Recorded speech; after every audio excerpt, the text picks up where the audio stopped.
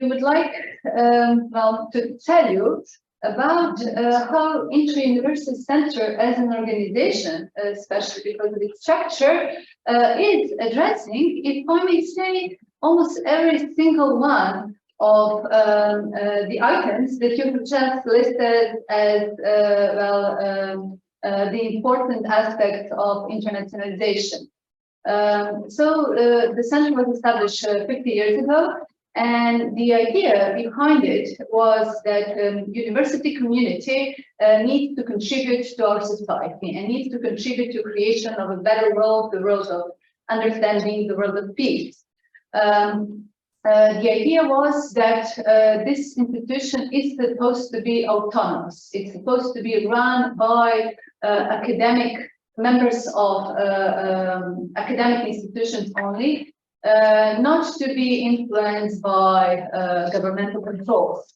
It was supposed to be, organizing and supporting international cooperation with intense academic work, with participants, with professors and students from all over the world, from different backgrounds, different cultures, different religions, different political systems. And why in Dubrovnik? At the very beginning, on Wednesday afternoon, you had a city tour where you learned more about the history of Dubrovnik, a history of Dubrovnik as an independent city-state, prospering well in a difficult position between east and west, north and south, managing to keep its autonomy while having very good connections throughout the Mediterranean, throughout the world.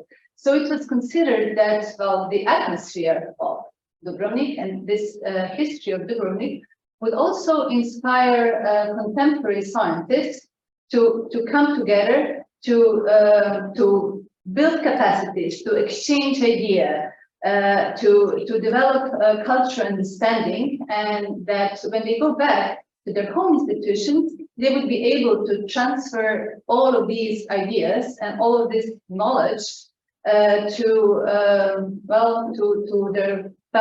their colleagues and to their students. So what the IUC has been doing in last 5 decades, we have been connecting scientific communities and connecting communities through science.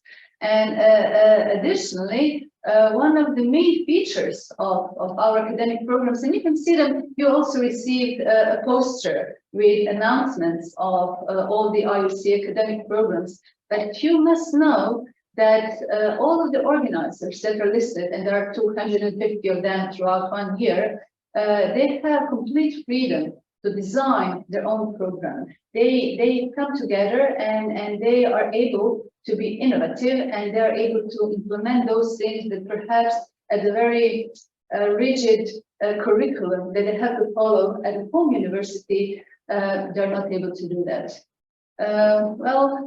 Maybe we can. Yeah, it's an open space. Logistically, you see where we are, and it was lucky that the city of Dubrovnik offered this building to host the IUC. Of course, you need some infrastructure to work with. This is more or less a classical space where you get together. Of course, for the future, it's up to us to also modernize it. But yeah, we are starting from somewhere.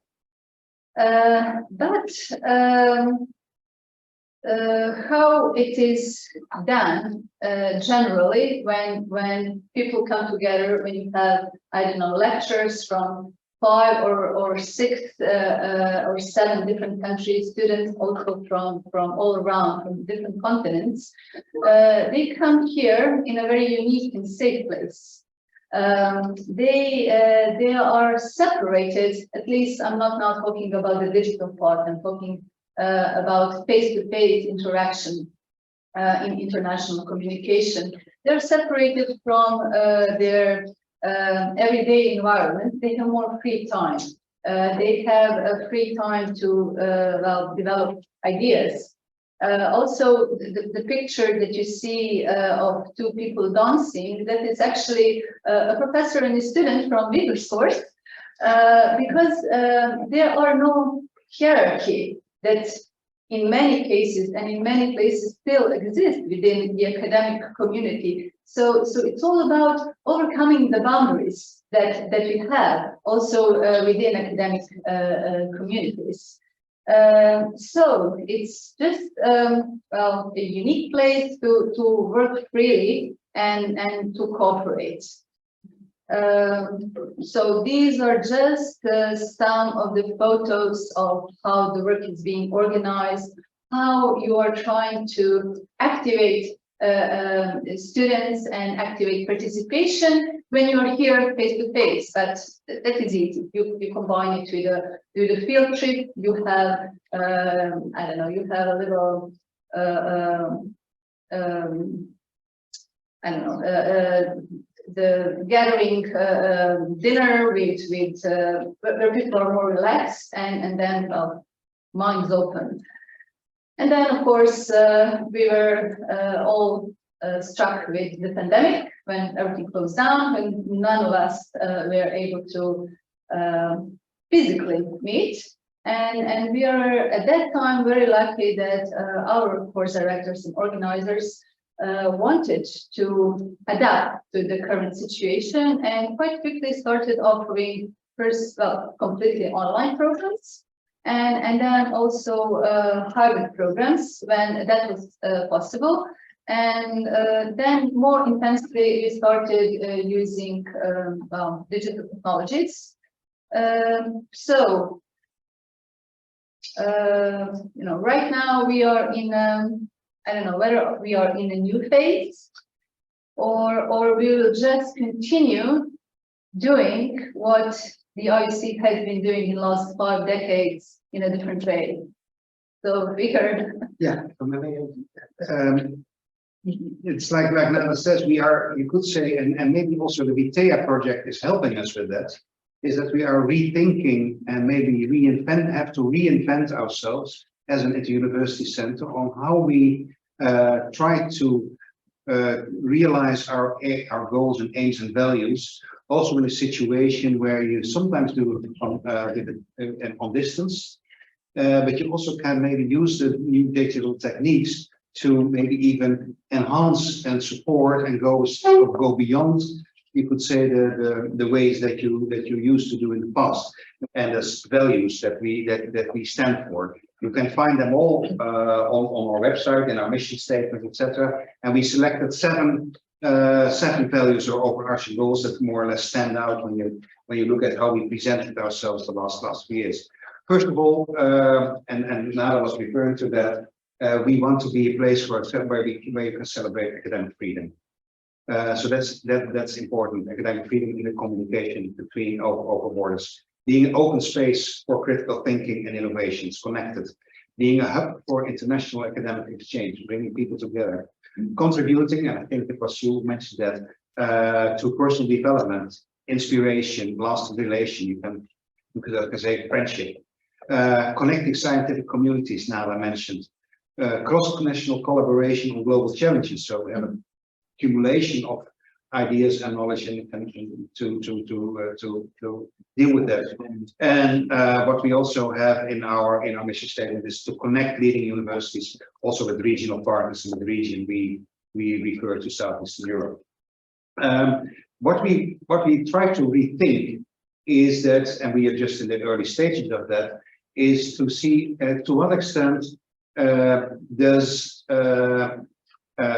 digital teaching methods help us to realize that. To what extent does online teaching help us? And that's something that is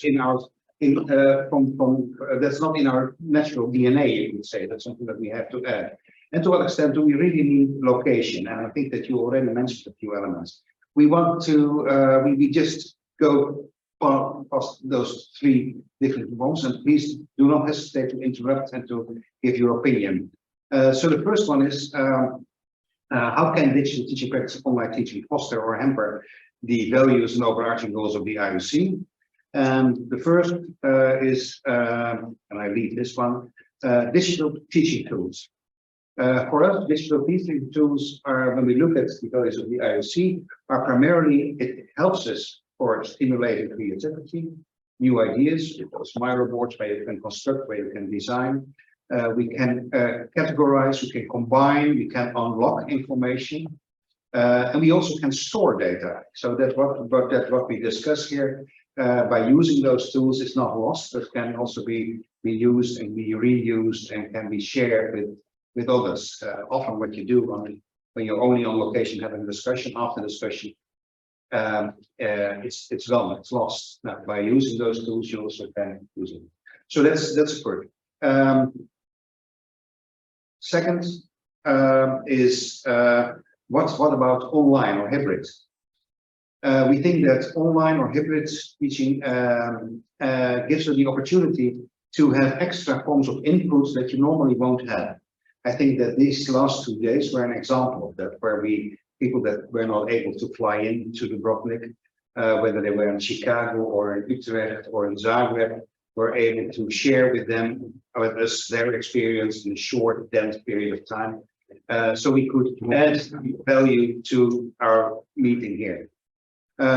We also could open up for a new and wider audience. I think that our colleague from Bangladesh is the best example for this course. When it was not possible to travel to Dubrovnik, this was at least an opportunity to participate. It helps also because that barrier is gone to build up new professional relations. And all in all, it prepares, you could say that you also can use it as a kind of a preparation for meeting on location. What you see more and more, I don't know whether you recognize that in higher education, is that you have international programs that work online or hybrid. Yesterday we had heard the example of Charm EU, and that is combined with either an intensive week or an exchange program. So that's something that we are going to look into. How can we use that also in the IUC course to maybe stimulate that? And the last one is on location. And when we discussed what is the added value for us in IUC, we saw that, and you mentioned several elements that on location still is important, and even we become more aware of why on location is important. And one of the things, and that's also something that is backed up by research, is that, and that's backed up by research also in relation to the COVID lockdowns, that people said what you miss most is not so much the direct contact with your family or your close friends. That always will continue. That most of the time will continue in one way or another. But what you miss are those unexpected encounters. What you miss are, you could say, the weak relations with the coffee machine, or just on the corner of the street. So the non-regulated, unplanned talks of that you have. I asked my rector during one of those lockdown periods, "What do you miss most?" And he said to me, "I miss most the 30-second talks on the corridor. Hey, how's this? How is that? How are you? Is your child better again?" And he said, "That's what I miss. That's what helped me." And having said that, on location helps also for kicking off new relationships. On location has a specific role, and that's something that we become more aware of in a longer trajectory of learning. So it's not so much that everything has to be on location, but the on location can be a specific and highlighted element in the longer learning trajectory. But it's also important that on location is relevant for debating sensitive and critical themes, and that's what you could say that's connected to this issue of being anonymous, or the other side of the coin. Being anonymous is sometimes helps you to cross the barrier and to share what your thoughts are. But sometimes when things are sensitive, you need to be able to look into each other's eyes, and that's easier on location than through the screen of a laptop. It helps also for brainstorming, and it helps also for maybe even sometimes more than digital, for crossing borders, whether they are disciplinary, generational, nationality, ideological position, etc. That's sometimes easier on location. So what for us helps in this exercise is to be more specific about what kind of role does on location, online, hybrid, digital teaching techniques play in what we try to achieve through the course and conference here at the IUC. Thank you. Okay, thank you very much. Thank you.